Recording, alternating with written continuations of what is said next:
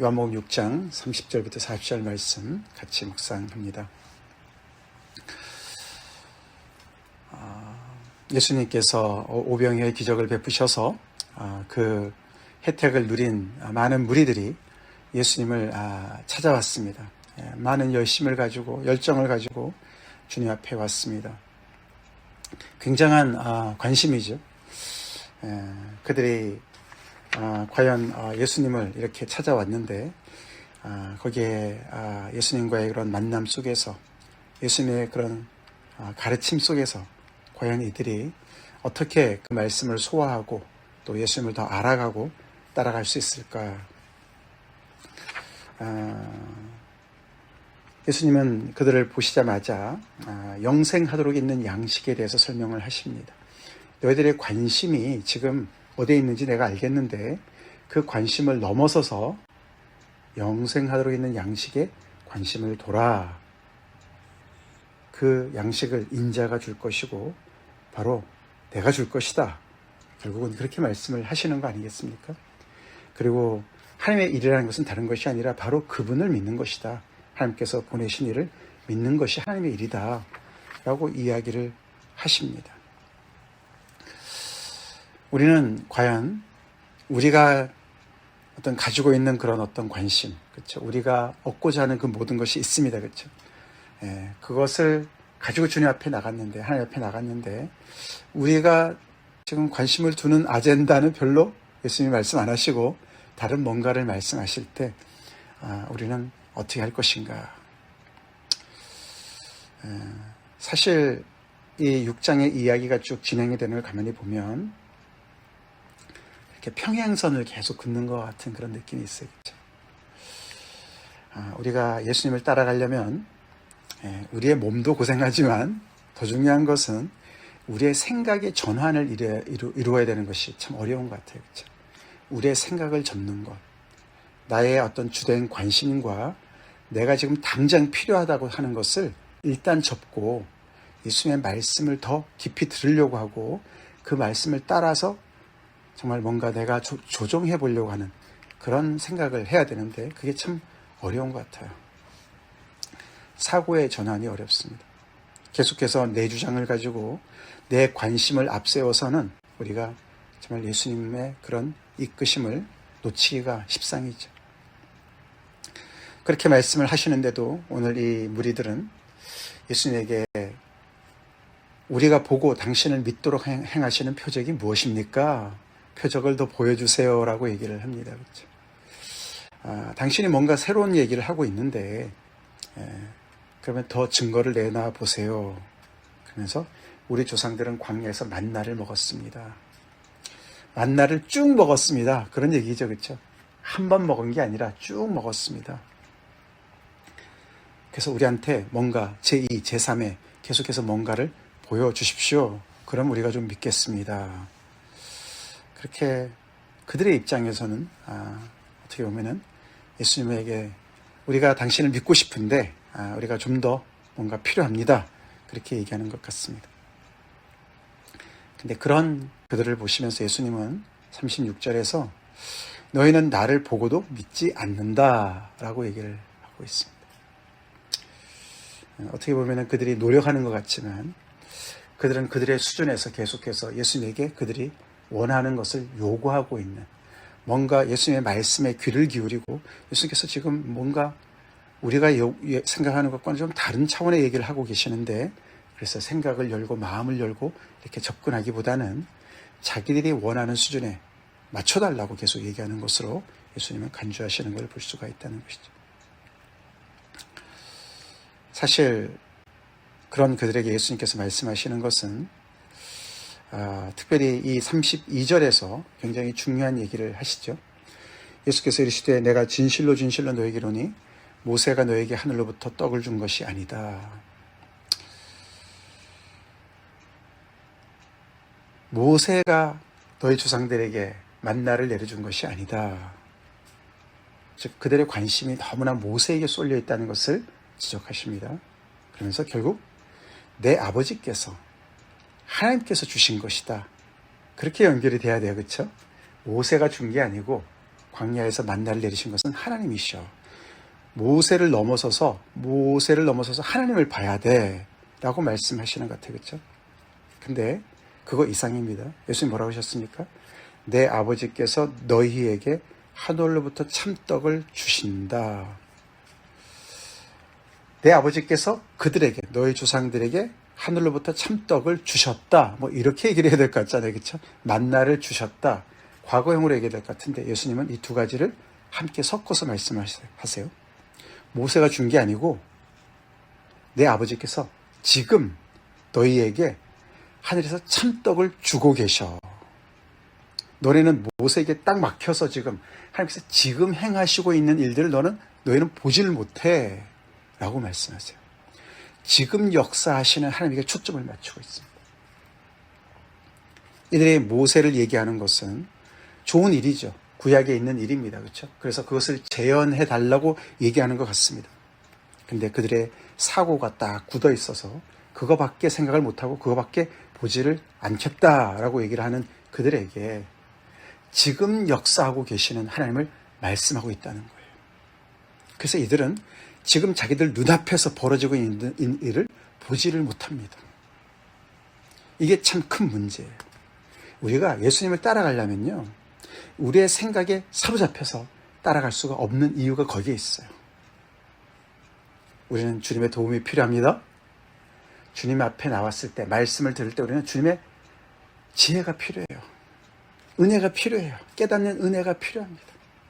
계속 내 수준에서 내 어떤 논리의 사고 체계를 가지고 내가 내놓는 어떤 그런 그 몇 가지의 그런 생각을 가지고 거기에 맞춰서 그 틀에 맞춰서 하나님께서 역사하시도록, 하나님께서 대답하시도록 계속 우리가 따져서는 놓치기가 쉽다는 것이죠. 당장 지금 눈앞에서 벌어지고 있는 일들을 볼 수가 없다는 것이에요. 예수님은 이들에게 지금 벌어지고 있는 일들, 아버지께서 지금 그들에게, 바로 이 당사자들에게 하늘로부터 참떡을 주고 계신다는 사실을 상기시키고 있습니다. 그게 바로 오병이어 기적의 실체라는 것을 얘기하는 것이고, 그것이 결국 나를 봐라, 그 말씀을 하시는 줄 믿습니다. 그에게는 나를 믿어라, 그렇게 내가 최고야 라고 얘기하시는 것이 아니라 지금 하나님께서 나를 너희에게 보내주셨어. 하나님이 너희에게 생명을 주시기 위해서 참떡을 내려주셨는데 왜 그걸 못 보냐라고 말씀하고 계신다는 것이죠. 그래서 하나님의 떡은 하늘에서 내려 세상에 생명을 주는 것이다. 그들은 과거의 만나를 얘기하지만 이 오병이어의 기적을 만나랑 연결시킨 것은 참 잘한 일이지만, 그러나 과거에 묶여있는 그 사건, 그 사고, 자기들의 그 막혀있는 사고 속에서 갇혀있는 그들에게 지금 하늘로부터 내려온 참떡, 하나님께서 주신 참떡, 지금 생명을 주고 계시는, 지금 역사하고 계시는 그것이 너네뿐만 아니라 세상에 주신 그 떡을 보라고 말씀하시는 겁니다.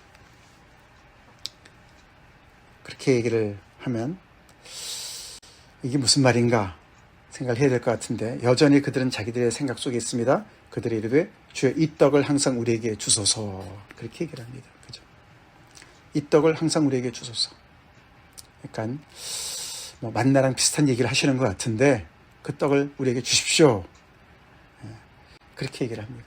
하나님께서 지금 주고 계신다고 얘기를 하는데도 그 떡을 내놓으라고 얘기합니다. 사실 거기서 떡이라기보다도 하나님께서 주시는 생명이 더 초점이 맞춰야 될 것 같지 않습니까? 그렇죠? 이들은 계속해서 지금 뭔가 우리가 앞에서도 봤지만 예수님을 그 선지자, 모세가 얘기한 그 선지자라고 그들이 생각했고 예수님을 강제로 잡아서 임금 삼으려고 했습니다. 그렇죠? 그래서 결국은 그들이 이 오병이어의 기적을 통해서 뭔가 굉장한 것을 경험한 건 사실이에요. 그렇죠? 그리고 예수님에 대한 엄청난 기대감을 가지고 있는 것도 사실입니다.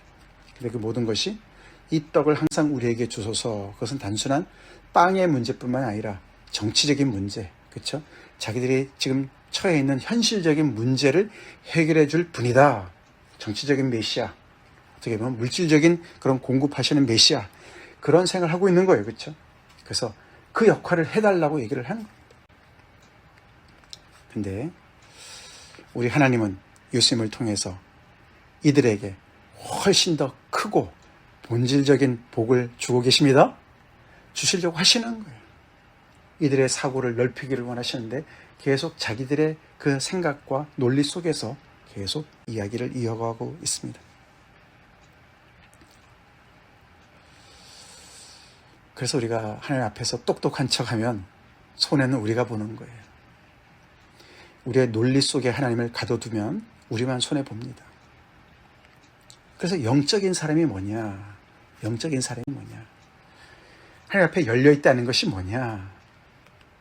지금 나의 지금 처해에 있는 이 상황, 문제, 내 코앞의 아젠다, 거기에만 딱 막혀있으면 절대로 볼 수 없는 세계죠. 그런 그들에게 예수님이 드디어 36절에서 예수님 말씀하십니다. 내가 생명의 떡이야. 그렇죠? 나는 생명의 떡이다. 그러면서 내게 와야 돼. 나를 믿어야 돼. 라고 말씀하십니다. 그런 자가 결코 줄이지 않고 그런 자가 영원히 목마르지 않을 거야. 너네는 이 떡을 항상 달라고 그러는데 그게 바로 나고 나를 믿어야 되고 내게 와야 돼 라고 말씀하십니다. 그러니까 이들의 관심이 예수님을 임금 삼아서 그들이 얻고자 하는, 그죠? 그들의 어떤 그 목적이 있어요. 그렇죠? 원하는 게 있어요. 예수님을 수단으로 삼아서 얘기를 하는데 예수님은 아니야. 그 너네 틀렸어. 나에게 집중해야 돼. 나를 봐야 돼. 그것은 나에게 와야 되고 나를 믿어야 돼 라고 얘기를 하고 계신다는 거죠. 그게 제자의 본분이고 예수 믿는 것입니다. 예수님을 통해서 이들이 얻고자 했던 것, 우리도 예수님을 통해서 뭔가를 얻고자 한다면 뭔가 잘못 우리가 예수 믿는 거죠. 하나님께서 하늘로부터 참떡을 주고 계십니다. 그분이 바로 예수님이십니다. 그분을 통해서, 그분을 믿음으로, 그분께 감으로, 그분 안에서 결코 줄이지 않고 영원히 목마르지 않을 은혜를 주고 계신다는 것이죠. 여기서 나는 생명의 떡이다. 그것이 이제 이 요한복음에서 중요한 I am statement이라고 그러죠. 나는 뭐뭐다. 이 선언, 나는 뭐뭐다. 그것이 우리가 정확하게 그런 구성으로 얘기하는 그게 7번 나옵니다. 그래서 이 요한복음에 나오는 I am, 이게 에고 에이미, 나는 뭐뭐다. 그런 선언의 7번째, 첫 번째가 바로 이 나는 생명의 떡이다 입니다. 예수님이 당신이 누구인가를, 정체성을 드러내 주시는 것입니다. 앞에 그들이 물었습니다. 그죠? 우리가 보고 당신을 믿도록 행하시는 표적이 무엇입니까? 이미 표적은 오병이어로 보여주셨고 그 표적이 의미하는 것이 바로 예수님을 드러내시는, 즉 하나님의 영광을 드러내시는 이 스테이먼이죠. 나는 뭐뭐다. 나는 생명의 떡이다. 우리가 떡이라고 번역을 했지만 이것은 브레드죠. 브레드, 그죠? 빵이다. 그게 사실 빵보다는 떡이 더 맞는 것 같습니다. 왜냐하면 이것은 이들에게는, 브레드는, 빵은 주식이에요. 주식. 우리에게는 빵이, 그렇죠? 아니에요. 쌀이죠. 그렇죠? 그래서 우리로 말한다면 나는 참 쌀이다. 뭐 이렇게 말을 해야 되겠죠. 떡이라는 것이 여기서 그냥 간식을 얘기하는 것이 아니에요. 예수님은 생명의 양식입니다. 그 얘기예요. 그렇죠? 예수님이 우리의 밥상에 그냥 반찬 정도가 아니라 우리의 주식이고 우리의 생명의 가장 중요한 분이시다. 그 뜻입니다. 우리가 양식을 먹지 않으면 죽잖아요. 그렇죠? 예수님이 그렇게 우리에게 필수적인 분이시다. 생명을 주시는 분이시다. 그런 선언입니다. 요한복음 생각해보면 나는 뭐뭐다. 생각나는 거 있으시죠? 그렇죠? 가장 대표적인 건 나는 부활이요 생명이다. 그렇죠? 그 말씀 기억나시고, 나는 곧 길이요 진리요 생명이다. 이런 말씀도 기억나시고, 나는 참 포도나무다. 나는 세상의 빛이다. 우리가 이제 차례대로 보겠지만 그 예수님의 선언을 우리가 기억합시다. 그것은 이제 뒤집어 보면 우리가 필요한 것들이에요. 다. 그렇죠? 생명의 떡 다 필요하죠? 우리가 살아감에 있어서 우리는 양식이 필요합니다. 생명도 필요하죠? 예수님이 바로 우리의 필요한 그 본체시다. 바로 그분이시다. 본질이시다. 예수님이 우리의 빛이 되신다. 그 말은 우리가 빛이 필요한 존재들이죠. 식물처럼 빛이 없으면 광합성 작용을 못합니다. 우리도 빛이 없으면 우리는 죽을 수밖에 없습니다. 우리의 그 모든 근본적인 필요를 채우시는 분이 바로 예수 그리스도시다. 그래서 예수님께 오는 자는 결코 줄이지 않을 것입니다. 예수님 한 분만으로 만족할 수가 있습니다. 생명의 떡인데 나를 먹는 자는 이렇게 먼저 얘기하지 않습니다. 그렇죠? 내게 오는 자는, 나를 믿는 자는, 나중에 보면 결국 인자의 살과 인자의 피를 먹고 마시라고 얘기는 하지만 그 얘기가 결국은 예수님께 간다는 거예요. 예수님께 나를 의탁한다는 것이고 예수님을 믿는다는 것입니다. 아멘? 그 얘기죠. 그래서 우리 지난 주일에도 제가 그걸 읽어드렸지만 이사야서 55장에 그렇죠? 오라 너희 모든 목마른 자들아 물로 나아오라. 돈 없는 자도 오라.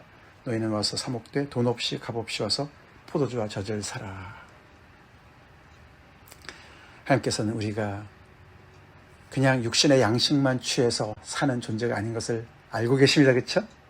우리는 영적인 존재예요. 우리가 등 따숩고 배부른다고 행복해지는 돼지 같은 존재들이 아니기 때문에 하나님께서 말씀하시죠. 내게 오라고 말씀하시는 것이죠. 바로 그분이 예수님이라고 얘기하는 거예요. 너네가 정치적인 문제 때문에, 너네가 지금 이렇게 임금이 없어서 너네가 문제가 되는 것이 아니라 너네는 이 생명의 하나님을 떠나서 너네가 잘못 살아갔기 때문에 그 언약 백성으로서의 그런 그 올바른 삶을 살지 못했기 때문에 너희는 내게 와야만 살아. 하나님께로 돌아와야 돼. 그 말씀하시는 줄 믿습니다. 우리가 예수님에게로 갈 때, 그곳에서 머물 때, 예수님만을 온전히 의지할 때 우리는 거기에서 우리의 영원한 양식을 얻을 수 있습니다. 예수님을 통해서 뭔가 내가 다른 것을 향해서 그것을 얻고 그것으로 내가 독립적으로 뭔가를 행복을 누리는 것이 아니라 예수님 안에서 벌어지는 일들이라는 것이죠.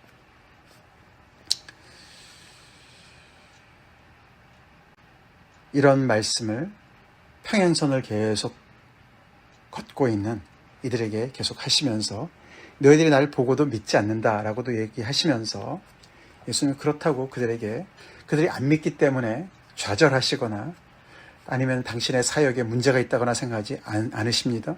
왜냐하면 예수님은 37절에서 아버지께서 내게 주시는 자는 다 내게 올 것을 알고 계셨습니다. 이게 이제 두 가지 측면이죠. 위에서는 내게 오는 자, 나를 믿는 자. 그것은 어떻게 보면은 우리가 자발적으로 예수님께 나갈 수가 있고 예수님을 믿을 수가 있는 자발적으로 우리가 원해서 할 수 있는 것으로 표현을 하지만 밑에서는 아버지께서 내게 주시는 자라고 또 표현을 합니다. 양쪽에 얘기해요. 그렇죠? 아버지께서 내게 주시는 자. 너희들은 안 믿지만 너희들 안에서도 나를 믿는 자가 있어. 나에게 오는 자가 있을 거야. 그 사람들은 아버지께서 내게 주신 자들이야. 라고 말씀을 하세요. 이것을 우리는 예정설 이런 얘기들을 하지 않습니까?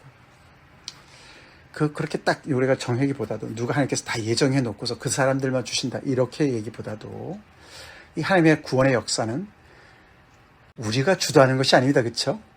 하나님이 주도하시는 거예요. 하나님이 주도하시는 거죠. 그래서 아버지께서 주시는 자라고 표현합니다. 믿음도 하나님의 선물이죠? 하나님의 선물입니다. 하나님께서 주권적으로 역사하시지만 그 주권적인 역사 속에 인간의 자유는, 인간의 자유의지는 없냐? 그럼 우리는 뭐 그냥 하나님께서 정해놓으신 대로 하는 것이냐? 내 책임은 아무것도 없느냐? 그렇지 않다는 것이죠. 그렇죠? 우리가 하나님께로 가야 되고 예수님께로 나가야 되고 예수님을 믿어야 되고 우리의 책임 또한 있다는 것이죠. 영접하는 자, 곧 그 이름을 믿는 자들에게는, 이 말씀도 마찬가지 아닙니까? 그렇죠? 근데 그는 1장 12절 말씀인데 13절에는 이는 혈통으로나 육정으로 나지 아니하고 하나님의 뜻으로 난 자다. 하나님께로부터 난 자들이다. 하나님께서 그들에게 그런 은혜를 주셨다. 그런 뜻이죠. 그렇죠? 함께 가고 있습니다. 50대 50도 아니에요. 그래서 100% 우리의 책임도 있고 100% 하나님의 주권이 함께 공존하고 있어요. 그래서 예수님께서는 이들의 이런 불신에 대해서 특별하게 보시니까 너희는 나를 보고도 믿지 않는다. 이 너희는 누굽니까? 지금 이 이야기는 갈릴리 지역에서 일어나는 일이에요. 그렇죠? 예수님께서 예루살렘에서도 많은 표적을 행하셨지만서도 그들이 예수님을 믿지 않았어요. 표적을 보고도 믿는 것 같았지만 예수님께서 그들의 믿음을 그렇게 믿지 않았습니다. 그렇죠? 그들을 의지하지 않았다. 그들 마음속에 뭐가 있는지 알았다라고 말씀하셨죠. 그래서 뭔가를 보고 믿는 것은 한계가 있다.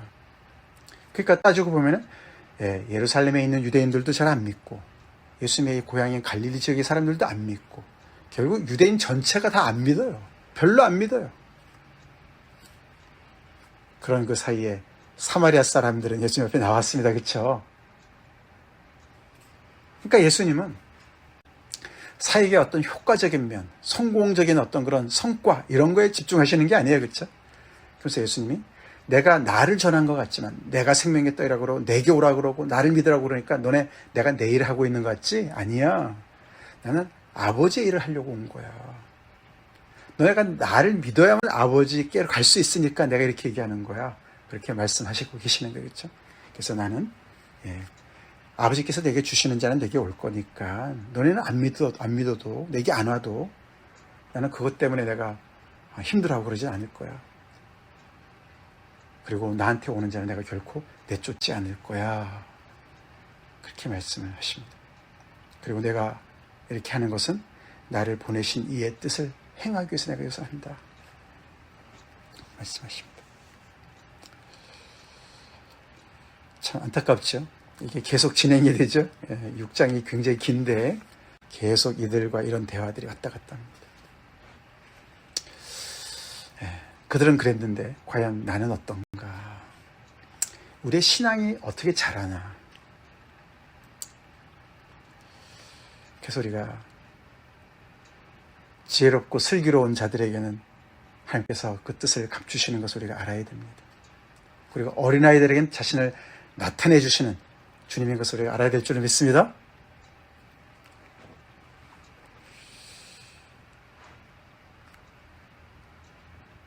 내가 내 생각대로 내 그 사고의 세계 속에서 갇혀 있을 수가 있죠.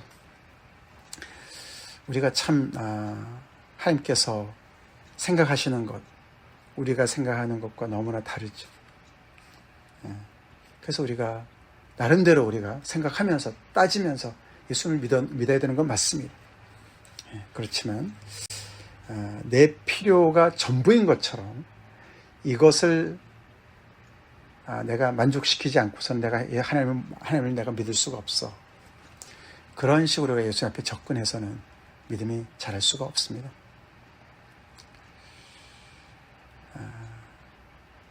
예수님 이런 말씀 속에 지금 이들은 이미 보았어요. 그렇죠? 예수님께서 아무것도 안 보이시고 이렇게 얘기하시는 게 아니지 않습니까? 그렇죠? 이미 그들은 굉장히 놀랬습니다. 근데 그 놀란 것과 자기들의 나름대로의 그 가지고 있는 어떤 그 메시아라는 어떤 그 틀 속에 예수님을 계속 가두려고 하는 거잖아요. 그렇죠? 그런 거랑 비슷하게 우리가 뭔가 예수님의 어떤 하나님의 그 말씀을 계속 내 생각, 내 수준의 그 틀에 가두려고 하는 그런 자세로는 절대로 믿음이 자라지 않습니다. 다시 말해서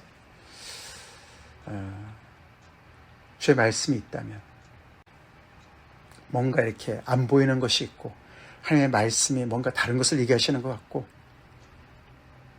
내가 지금 요구하는 것과 좀 관련이 없는 것 같다 할지라도 우리는 당장 예수님이 떠나라 그러면 그 자리를 떠날 줄 알고 어제 제자들처럼, 그쵸? 그 자리가 아무리 좋아도 예수님이 떠나라 그러면 떠나는 거고, 주님이 무슨 생각이 있으시겠지.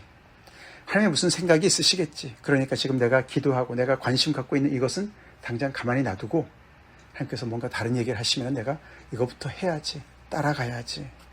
그렇게 계속 주님께 더 의지하고 주님을 더 믿어드리고 그렇게 행동을 해야만 믿음이 자랄 줄로 믿습니다.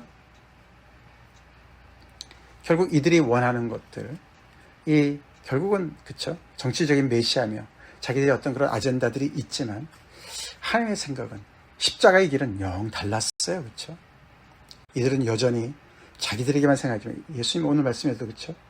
하나님의 떡은 하늘에서 내려 세상에 생명을 준다고 말씀하셨어요. 세상에 생명을 준다.